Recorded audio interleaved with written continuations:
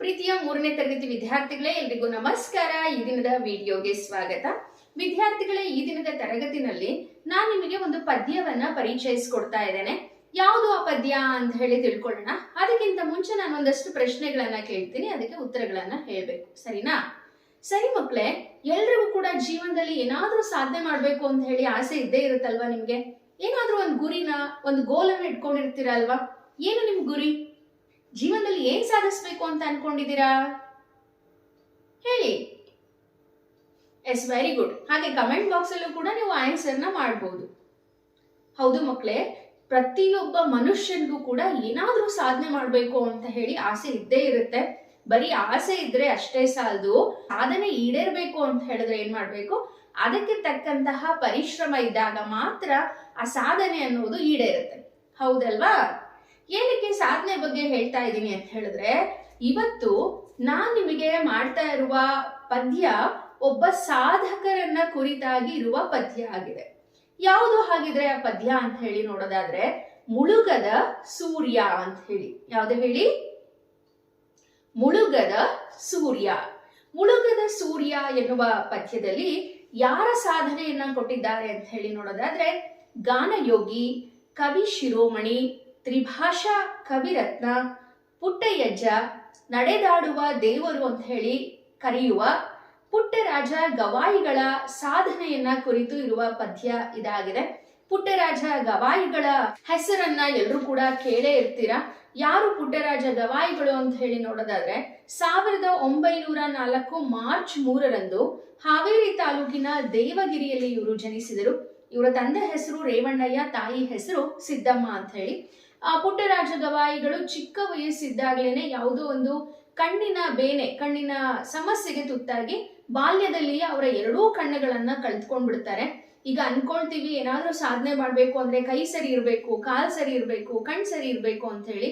ಆದ್ರೆ ನಮ್ಮ ಸುತ್ತಮುತ್ತ ಪ್ರಪಂಚದಲ್ಲಿ ನೀವು ನೋಡ್ಬೋದು ಮಕ್ಕಳೇ, ಎಷ್ಟೋ ಜನ ಅಂಗವಿಕಲರು, ಅವರಿಗೆ ವಿಶೇಷ ಮಕ್ಕಳು ಅಥವಾ ವಿಶೇಷ ಚೇತನರು ಅಂತ ಹೇಳಿ ಕರೀತಾರೆ.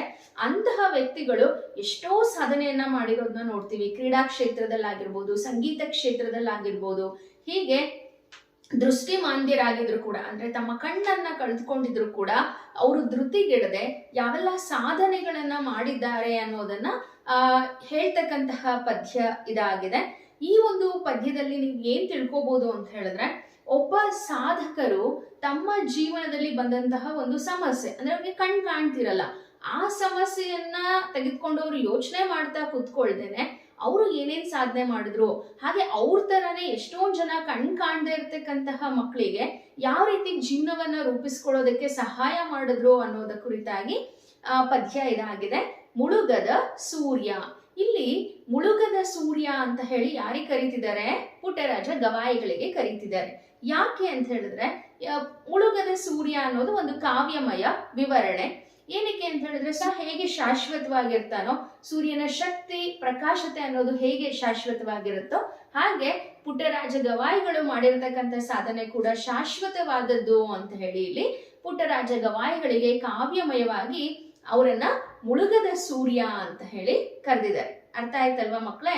ಹಾಗೆ ಪುಟ್ಟರಾಜ ಗವಾಯಿಗಳ ವಿಶೇಷತೆ ಏನಪ್ಪಾ ಅಂತ ಹೇಳಿದ್ರೆ, ಚಿಕ್ಕ ವಯಸ್ಸಲ್ಲಿ ಅವರು ಕಣ್ಣನ್ನ ಕಳ್ಕೊಳ್ತಾರೆ.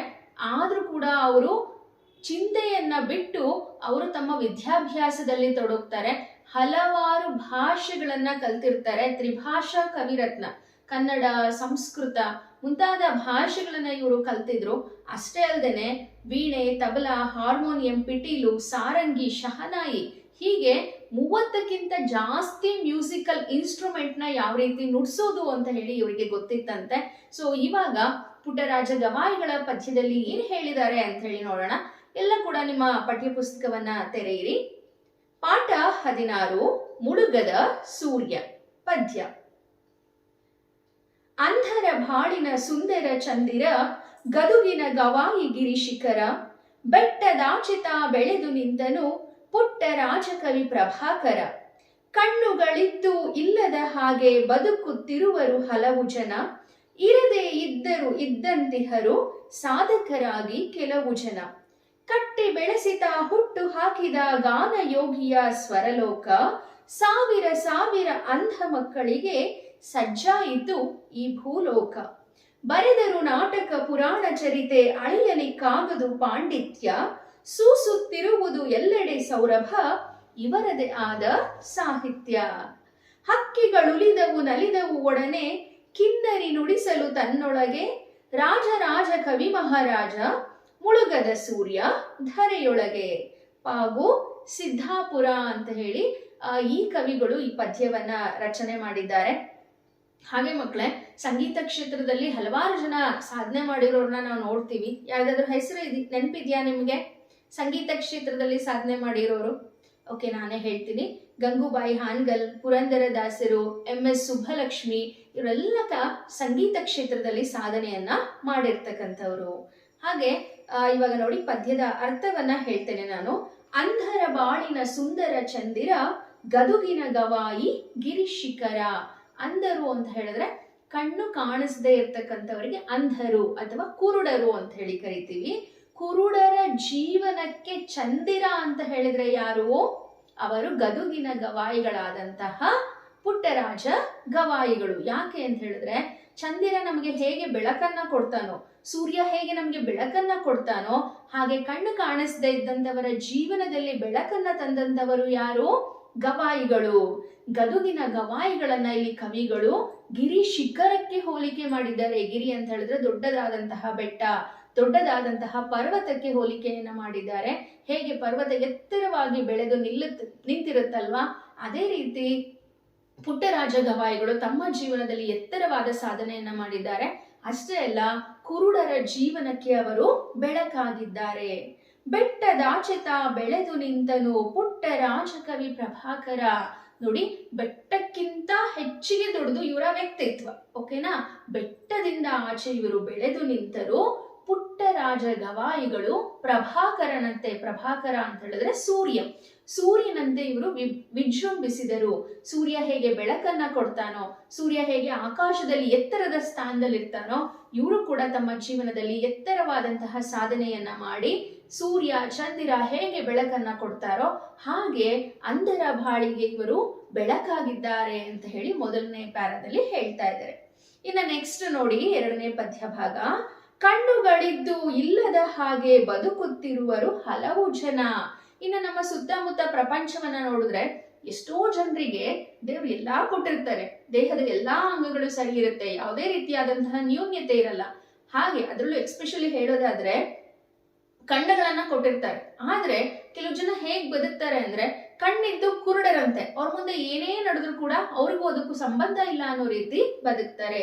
ಕಣ್ಣುಗಳಿದ್ರು ಕೂಡ ಕುರುಡರ ಹಾಗೆ ಎಷ್ಟೊಂದು ಜನ ಬದುಕ್ತಾ ಇದ್ದಾರೆ ನಮ್ಮ ಪ್ರಪಂಚದಲ್ಲಿ. ಅಂಥದ್ರಲ್ಲಿ ಇರದೇ ಇದ್ದರು ಇದ್ದಂತಿಹರು ಸಾಧಕರಾಗಿ ಕೆಲವು ಜನ. ಅದರಲ್ಲಿ ಪುಟ್ಟರಾಜ ಗವಾಯಿಗಳಂತವ್ರು ಕಣ್ಣುಗಳಿಲ್ಲ ಅಂತ ಅಂದ್ರು ಕೂಡ ದೇವ್ರು ನಮ್ಗೆಲ್ಲಾ ಕೊಟ್ಟಿದ್ದಾನೆ ಅಂತ ಅನ್ಕೊಂಡು ವಿವಿಧ ಸಾಧನೆಗಳನ್ನ ಮಾಡಿದ್ದಾರೆ. ಅದಕ್ಕೆ ಪುಟ್ಟರಾಜರು ಇಲ್ಲಿ ಒಂದು ಉದಾಹರಣೆ ಅಂತ ಹೇಳಿ ಇಲ್ಲಿ ಹೇಳ್ತಾ ಇದ್ದಾರೆ. ಎಷ್ಟೋ ಜನ ಕಣ್ಣಿದ್ದು ಕುರುಡರಾಗಿದ್ದಾರೆ, ಆದ್ರೆ ಪುಟ್ಟರಾಜ ಗವಾಯಿಗಳಂತವ್ರು ಕಣ್ಣಿಲ್ಲ ಅಂತ ಅಂದ್ರೂ ಎಷ್ಟೋ ಜನರಿಗೆ ದಾರಿ ದೀಪ ಆಗಿದ್ದಾರೆ ಅಂತ ಹೇಳಿ ಹೇಳ್ತಿದ್ದಾರೆ.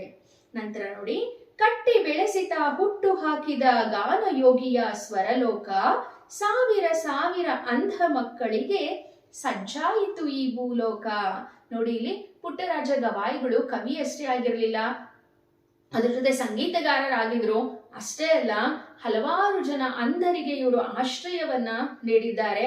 ಅಂಧರಿಗೆ ಸಂಗೀತವನ್ನ ಕಲಿಸ್ತಕ್ಕಂತಹ ಮೂಲಕ ಅಂಧರ ಬಾಳಿಗೆ ಬೆಳಕಾಗಿದ್ದಾರೆ. ಇವರು ಕಟ್ಟಿ ಬೆಳೆಸಿದರು ಗಾನಯೋಗಿಯ ಸ್ವರಲೋಕ ಅಂದ್ರೆ ಪುಟ್ಟರಾಜ ಗವಾಯಿಗಳ ಆ ಸಂಗೀತ ಶಾಲೆನಲ್ಲಿ ಹಲವಾರು ಜನ, ಸಾವಿರಾರು ಜನ ಮಕ್ಕಳು, ಅಂಧ ಮಕ್ಕಳು ಸಂಗೀತ ಶಿಕ್ಷಣವನ್ನ ಪಡೆದುಕೊಂಡು ಅವರ ಜೀವನವನ್ನ ರೂಪಿಸ್ಕೊಂಡಿದ್ದಾರೆ. ಸಾವಿರ ಸಾವಿರ ಕುರುಡ ಮಕ್ಕಳಿಗೆ, ಕಣ್ ಕಾಣಿಸದೇ ಇರತಕ್ಕಂತಹ ಮಕ್ಕಳಿಗೆ ಇವರ ಶಾಲೆ ಅವ್ರಿಗೆ ಒಂದು ಶಿಕ್ಷಣವನ್ನ ನೀಡೋದಕ್ಕೆ ತಯಾರಾಗಿದೆ, ಸಜ್ಜಾಗಿದೆ. ಈ ಭೂಲೋಕದಲ್ಲಿ ಅಷ್ಟು ಒಳ್ಳೆ ಸಾಧನೆಯನ್ನ ಮಾಡಿರ್ತಕ್ಕಂಥವ್ರು ಪುಟ್ಟರಾಜ ಗವಾಯಿಗಳು. ನಂತರ ನೋಡಿ, ಇಲ್ಲಿ ಪುಟ್ಟರಾಜ ಗವಾಯಿಗಳ ಸಾಧನೆಯನ್ನ ಹೇಳ್ತಾ ಇದ್ದಾರೆ. ಬರೆದರು ನಾಟಕ ಪುರಾಣ ಚರಿತೆ ಅಳೆಯಲಿಕ್ಕಾಗದು ಪಾಂಡಿತ್ಯ. ಪುಟ್ಟರಾಜ ಗವಾಯಿಗಳು ಕರ್ನಾಟಕ ಸಂಗೀತವನ್ನ ಕಲ್ತಿದ್ರಂತೆ, ಹಿಂದೂಸ್ತಾನಿ ಸಂಗೀತವನ್ನ ಕಲ್ತಿದ್ರಂತೆ, ಹಾಗೆ 3 ಭಾಷೆಗಳು ಬರ್ತಾ ಇತ್ತಂತೆ. ಅಷ್ಟೇ ಅಲ್ಲ, ಹಲವಾರು ನಾಟಕಗಳನ್ನ ಬರೆದಿದ್ದಾರೆ, ಕೃತಿಗಳನ್ನ ಬರೆದಿದ್ದಾರೆ, ಪುರಾಣಗಳನ್ನ ಬರೆದಿದ್ದಾರೆ. ಇವರ ನಾಲೆಡ್ಜ್ ಅನ್ನ, ಇವರ ಪಾಂಡಿತ್ಯವನ್ನ ಮೆಷರ್ ಮಾಡೋದಕ್ಕೆ ಆಗಲ್ಲ, ಅಳಿಯೋದಕ್ಕೆ ಆಗಲ್ಲ ಅಂತ ಹೇಳಿ ಇಲ್ಲಿ ಹೇಳ್ತಾ ಇದ್ದಾರೆ. ಇವರು ರಚನೆ ಮಾಡಿರೋ ಒಂದಷ್ಟು ಕೃತಿಗಳು ಒಂದೆರಡು ನೋಡೋದಾದ್ರೆ, ಹೇಮರೆಡ್ಡಿ ಮಲ್ಲಮ್ಮ ಪುರಾಣ, ರತ್ನಾಹಾರ, ಬಸವೇಶ್ವರ ಪುರಾಣ, ಗುರು ವಚನ ಪ್ರಭ, ಹೀಗೆ ಅನೇಕ ಕೃತಿಗಳನ್ನ ಇವರು ರಚನೆ ಮಾಡಿದ್ದಾರೆ. ಇವರ ಪಾಂಡಿತ್ಯವನ್ನ, ಇವರ ಬುದ್ಧಿವಂತಿಕೆಯನ್ನ ಅಳಿಯೋದಕ್ಕೆ ಸಾಧ್ಯನೇ ಇಲ್ಲ. ಸೂಸುತ್ತಿರುವುದು ಎಲ್ಲೆಡೆ ಸೌರಭ, ಇವರದೇ ಆದ ಸಾಹಿತ್ಯ. ಸೊ ಇವರು ರಚನೆ ಮಾಡಿರ್ತಕ್ಕಂತಹ ಕೃತಿಗಳೇನಿದೆಯಲ್ವಾ, ಸಾಹಿತ್ಯ ಏನಿದೆಯಲ್ವಾ, ಎಲ್ಲಾ ಕಡೆ ಕೂಡ ಹೂವಿನ ಸುವಾಸನೆಯ ರೀತಿ, ಹೂವಿನ ಸುವಾಸನೆ ಹೇಗೆ ಎಲ್ಲಾ ಕಡೆ ಪಸರಿಸುತ್ತೋ, ಹರಡುತ್ತೋ, ಅದೇ ರೀತಿ ಇವರ ಸಾಹಿತ್ಯದ ಸುವಾಸನೆ, ಇವರ ಸಾಹಿತ್ಯದ ಸೌರಭ ಎಲ್ಲಾ ಕಡೆ ಸೂಸುತ್ತಿದೆ. ಎಲ್ಲರೂ ಕೂಡ ಇವರ ಸಾಹಿತ್ಯವನ್ನ ಮೆಚ್ಚುತ್ತಾ ಇದ್ರು ಅಂತ ಹೇಳಿ ಇಲ್ಲಿ ಹೇಳ್ತಾ ಇದ್ದಾರೆ. ಇನ್ನ ಕೊನೆಯದಾಗಿ ಏನ್ ಕೊಟ್ಟಿದ್ದಾರೆ ನೋಡಿ, ಹಕ್ಕಿಗಳು ಉಳಿದವು ನಲಿದವು ಒಡನೆ, ಕಿನ್ನರಿ ನುಡಿಸಲು ತನ್ನೊಳಗೆ. ನೋಡಿ ಇಲ್ಲಿ ಪುಟ್ಟರಾಜ ಗವಾಯಿಗಳು ಸಂಗೀತವನ್ನ ನುಡಿಸೋದಕ್ಕೆ ಪ್ರಾರಂಭ ಮಾಡಿದ್ರೆ, ಅಥವಾ ಅವ್ರು ಯಾವ್ದಾದ್ರು ಒಂದು ವಾದ್ಯವನ್ನ ನುಡಿಸೋದಕ್ಕೆ ಪ್ರಾರಂಭ ಮಾಡಿದ್ರೆ, ಹಕ್ಕಿಗಳು ಉಲಿದವು, ಉಲಿಯೋದು ಅಂತ ಹೇಳಿದ್ರೆ ಕೂಗೋದು ಅಥವಾ ಶಬ್ದ ಮಾಡೋದು. ಹಕ್ಕಿಗಳು ಸಂತೋಷದಿಂದ ಶಬ್ದ ಮಾಡೋದಕ್ಕೆ ಶುರು ಮಾಡ್ತಾ ಇದ್ವಂತೆ, ಸಂತೋಷದಿಂದ ಕುಣಿದಾಡ್ತಾ ಇದ್ವಂತೆ. ಹೀಗೆ ಪುಟ್ಟರಾಜರ ಗಾನಕ್ಕೆ, ಪುಟ್ಟರಾಜರ ಸಂಗೀತಕ್ಕೆ ಹಕ್ಕಿಗಳು ಕೂಡ ಮನಸೋಲ್ತಾ ಇದ್ವು. ಅಷ್ಟು ಅದ್ಭುತವಾದಂತಹ ಸಂಗೀತ ಸಾಧಕರು ಇವರಾಗಿದ್ರು. ರಾಜ ಕವಿ ಮಹಾರಾಜ ಮುಳುಗದ ಸೂರ್ಯ ಧರೆಯೊಳಗೆ. ಇಲ್ಲಿ ಕವಿಗಳು ಪುಟ್ಟರಾಜ ಗವಾಯಿಗಳಿಗೆ ಏನ್ ಹೇಳ್ತಿದ್ದಾರೆ, ರಾಜ ಕವಿ ಮಹಾರಾಜ, ರಾಜರಿಗೆ ರಾಜನಾದಂಥವನು ಈತ ಕವಿ ಮಹಾರಾಜ, ಎಂದೆಂದೂ ಕೂಡ ಭೂಮಿಯ ಮೇಲೆ ಮುಳುಗದೆ ಇರ್ತಕ್ಕಂತಹ ಸೂರ್ಯ ಅಂತ ಹೇಳಿದ್ರೆ ಅದು ನಮ್ಮ ಪುಟ್ಟರಾಜ ಗವಾಯಿಗಳು. ಪುಟ್ಟರಾಜ ಗವಾಯಿಗಳ ಸಾಧನೆ ಅದ್ಭುತವಾದದ್ದು, ಸಾವಿರಾರು ಜನರ ಜೀವನಕ್ಕೆ ಬೆಳಕಾಗಿದ್ದಾರೆ ಅಂತ ಹೇಳಿ ಈ ಪದ್ಯದಲ್ಲಿ ಫಾಗು ಸಿದ್ದಾಪುರ ಅವರು ನಮ್ಗೆ ತಿಳಿಸ್ಕೊಟ್ಟಿದ್ದಾರೆ. ವಿದ್ಯಾರ್ಥಿಗಳೇ, ನೋಡಿದ್ರಲ್ವಾ, ಕಣ್ಣಿಲ್ಲ ಅಂದ್ರೂ ಕೂಡ ಎಷ್ಟು ಅದ್ಭುತವಾದಂತಹ ಸಾಧನೆಯನ್ನ ಪುಟ್ಟರಾಜ ಗವಾಯಿಗಳು ಮಾಡಿದ್ದಾರೆ, ಹೌದು ತಾನೆ? ಹಾಗಾಗಿ ನೀವು ಕೂಡ ನಿಮ್ಮ ಜೀವನದಲ್ಲಿ ಒಂದು ಉತ್ತಮ ಸಾಧನೆಯನ್ನ ಮಾಡಿ 4 ಜನಕ್ಕೆ ಸಹಾಯ ಆಗೋ ತರ ನಿಮ್ಮಿಂದ ನಿಮ್ಮ ಜೀವನ ರೂಪಿತವಾಗಲಿ ಅಂತ ಹೇಳಿ ಆಶಿಸ್ತಾ ಈ ದಿನದ ತರಗತಿಯನ್ನ ಮುಗಿಸ್ತಾ ಇದ್ದೇನೆ. ಧನ್ಯವಾದಗಳು.